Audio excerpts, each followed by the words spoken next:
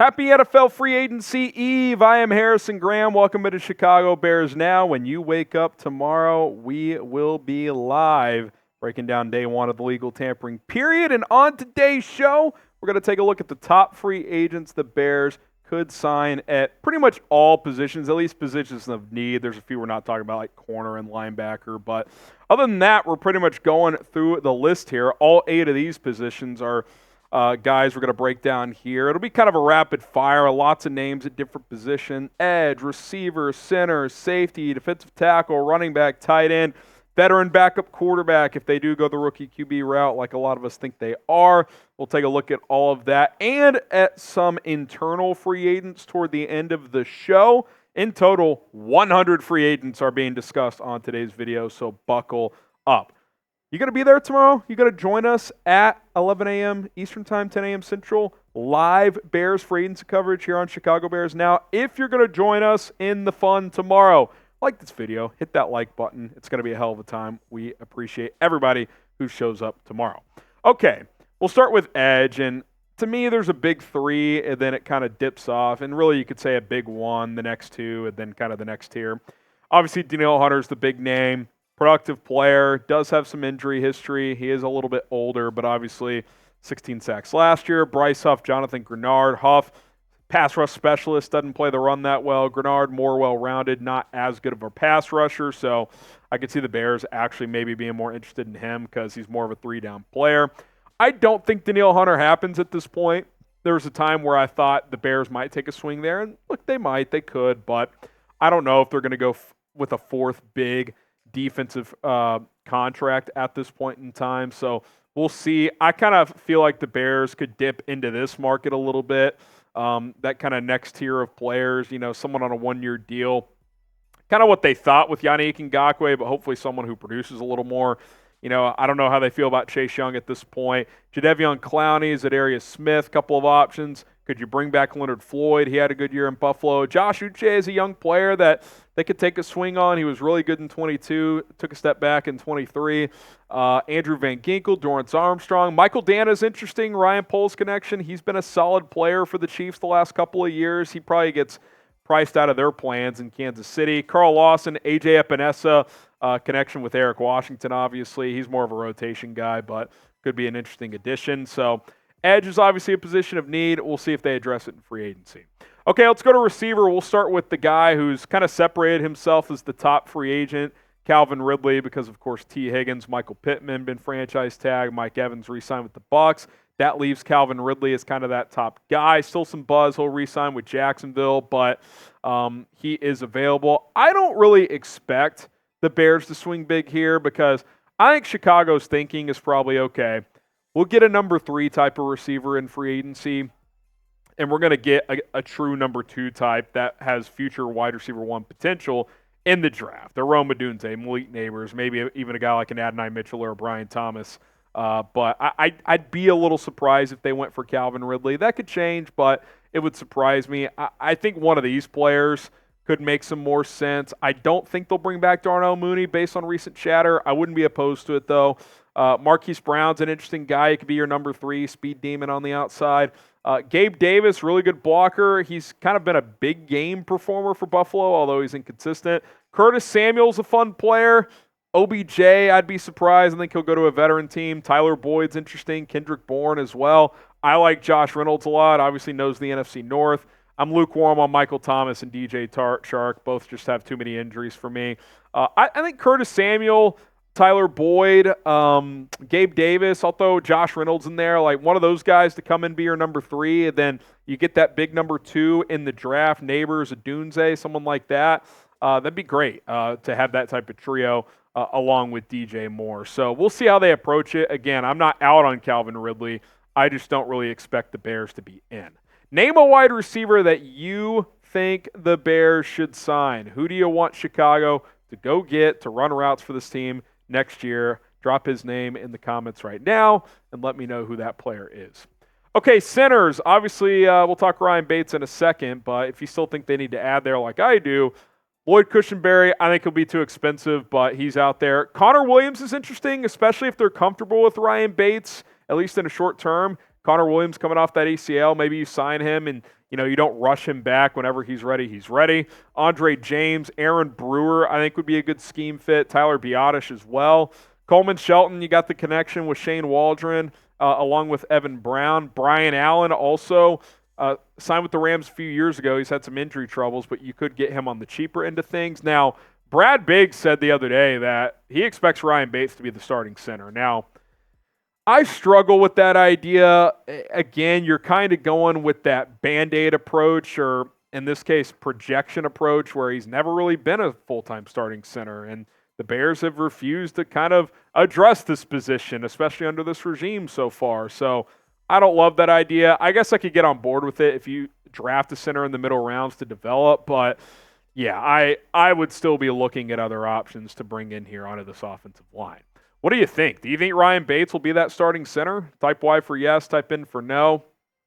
At this exact moment, I'd say yes, but I'm going to say no. I think they get someone else in here, and then Ryan Bates kind of becomes that top swing guy. He's your backup center. He's your backup guard. We know Tevin Jenkins and Nate Davis both have injury concerns. You need guys on the interior to back those guys up, and Ryan Bates fills a great role in that regard. So that would be my guess, but he could be the starting center, which gives me some pause, if I'm being honest. We'll be live 11 a.m. Eastern, 10 a.m. Central Time on Monday for day one of NFL free agency as Ryan Poles and his staff start to throw out contracts. Of course, nothing can be official until Wednesday, the start of the league year, but we'll have it all covered. Don't miss out. We were live for over 9 hours last year on day one. Who knows what this year will bring? Should be a lot of fun. Subscribe, join us. If you see this thumbnail, that's us. We'll be live breaking it all down. Let's go to the running backs now. There's a kind of a big three and then a group of other players. Saquon Barkley, Derrick Henry, Josh Jacobs. I like Henry the most. I think he's the best value in terms of what the contract's going to be and what he can still produce. I'm lukewarm on Jacobs. I like Barkley as well. I do think that could be more of a bidding war situation, though. I think teams are going to be in on Saquon, which kind of makes me want to pivot to Derrick Henry if less suitors are there and get him on a little bit lesser of a deal. But I do think the Bears will add to this to this running back room.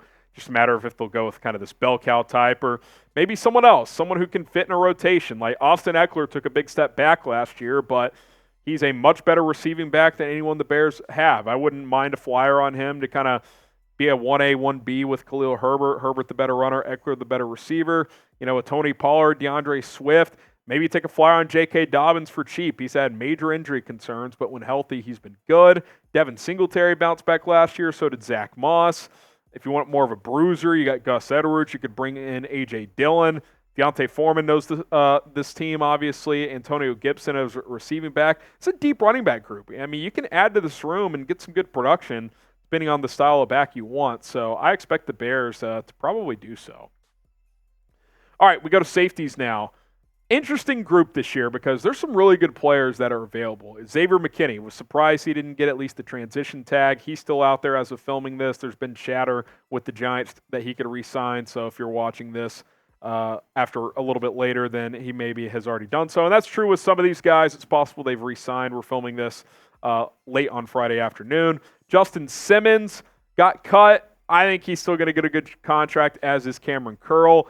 I expect the Bears to be in like this tier 2, tier 3 market because there's still some good safeties that are going to be available. Like a Jordan Whitehead, I think, is an interesting name that you could get for like $5 million.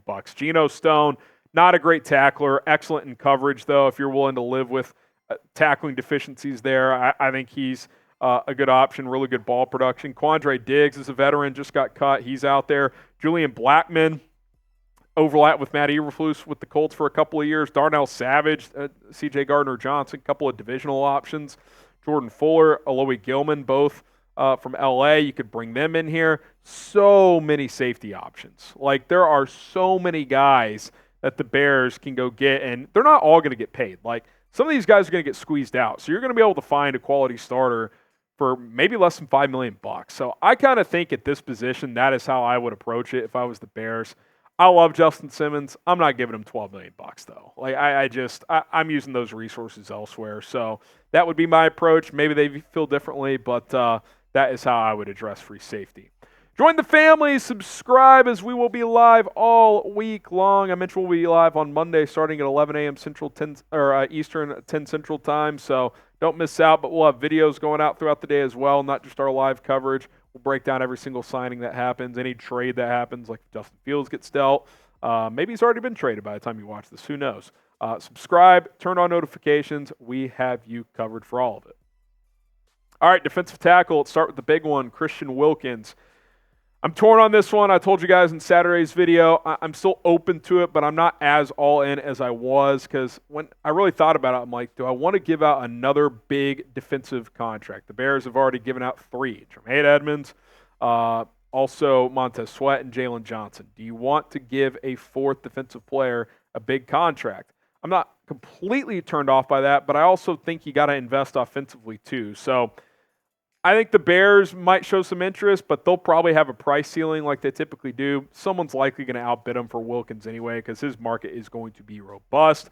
If they don't get him, here are some other names out there. It's kind of a thin defensive tackle group. I mean, I wouldn't be shocked if they just brought back a Justin Jones or, brought in a Daquan Jones, who Eric Washington coached in Buffalo. Do you take a flyer on Javon Kinlaw, who's been hit and miss since the Niners drafted him 4 years ago?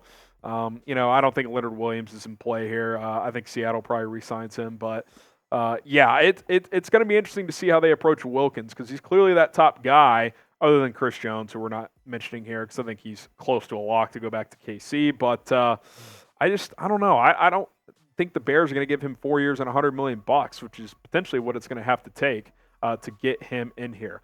Would you pay Christian Wilkins big money as my alarm clock is going off? Type P for pay or D for don't. I'm open to it, but I still, inside is telling me no, because you need to get more on offense, but we'll see what happens. Tight end. You need more tight ends, and it's not a great group, but I do think you can find quality tight end 2 in here, which is something you need. Noah Fant, I think, is going to get some pretty decent money here. Hunter Henry got 3 years for up to $30 million. I think Noah Fant is in that same tier, if not a bit better, so we'll see what happens there. Gerald Everett's a guy I like. I think you can get him at an affordable price tag. Good at receiving tight end. I would like him in here. Mike Gesicki, I'd throw him into that realm as well. Take a flyer on Logan Thomas. He's had some injuries, but, could be a decent option. Parkinson and Disley, they know the system from Seattle, just like Fant does. I like Mercedes Lewis to come back as the 3rd tight end, good blocker, but you need that guy that you're hoping you would get out of Robert Tonyan, who did not give you much. A good quality receiving tight end to take some of the load off of Cole Kmet. This market has thinned out a bit with Henry off the market, Dalton Schultz re-signing in Houston. Bears need to find somebody. They got to get a tight end in here that is at least reliable, if nothing else, to catch some checkdowns, which Robert Tonyan gave this team nothing last year, so hopefully they can find someone. All right, let's look at some quarterbacks, and I'm not talking about Kirk Cousins here. They're not, or Baker Mayfield. They're not, that's not who we're talking about. Those are for sure starters. Jacoby Brissett, he could be a starter somewhere. Gardner Minshew could as well, but if not, if you go the rookie QB route, player like that, they might be on the higher end of backup QBs, but they're out there. I kind of like Tyrod Taylor. I don't think he's going to cost much, and everywhere he has to play, plays pretty well. He's been a, quality backup too. I'd bring him in here. Joe Flacco, I don't know if he'd want to come here, but he obviously had a lot of value in Cleveland. Drew Lock's interesting. Played under Waldron in Seattle. Had to come in and play against Philly last year and played well. Mason Rudolph, if the Steelers end up going with Russell Wilson or something like that, that's an interesting option. Marcus Mariota, Tyler Huntley, I'm lukewarm on those, but those are a couple other names that are out there. And the reason I'm mentioning this is I've said this. If the Bears go with the rookie quarterback, I think it would be smart for Ryan Poles to sign a veteran backup to add to that quarterback room to help Caleb Williams, or if they draft someone else, while still keeping Tyson Bagent too. I want to make that clear. I am keeping Tyson Bagent on the 53. He showed a lot, and he could be your backup from a playing standpoint. I just think if you're bringing a rookie in here, get a veteran in that room that has been in the NFL for a while, that has seen it all. That's like a Tyrod Taylor. He's been in a lot of different locker rooms. He's played a lot of football, and he's not going to cost that much. I think he's the best of both worlds. So someone like that, I think, would add a lot to a locker room in Chicago. All right, so that's 89 free agents, 11 more here when you look at some of the Bears' other internal guys. Obviously, we talked about Mooney and a couple others, Justin Jones, but some other notable names, Yannick Ngakoue. I wouldn't sign him early on, but if it gets late in the process and he's super cheap, I'd be open to it. They obviously cut Eddie Jackson and Cody Whitehair. I don't think they'll be back. I would bring back EQ. He's a good wide receiver 5. He blocks, knows his role. He's going to be vet minimum. I expect Patrick Scales to be back as well, the long snapper. None of these guys really do much for me. If they want to bring back Rasheem Green as a rotation edge, I suppose that's fine. I need to upgrade at punt return. Nothing against Trent Taylor, but I also want my punt returner to give me something at wide receiver or whatever position that player plays, and Trent Taylor just did not. Dylan Cole, I'd probably bring him back to be a special teamer. You could bring back one of Dan Feeney or Lucas Patrick to be your backup center, backup interior guy for the vet minimum, but certainly not starter-worthy players. So a couple of guys to keep in mind later on in free agency if the Bears really just need to add a body at that spot. All right, predict it for us. Last year it was TJ Edwards. Who will be the first free agent the Bears sign this year? And in fact, TJ Edwards, I think, was like the first free agent signing last year on that Monday. So who will the Bears sign first? Drop a name, predict it for us down in the comments, and be sure to join us. We will be live for several hours, day one and the next few days as well, of NFL free agency as Ryan Poles and his team gets to work. We're going to be breaking it all down, working on our own. So don't miss out. Subscribe. Join us. We'll have some fun super chat stuff that we're doing. So should be a hell of a time. Do not miss out. Bear down.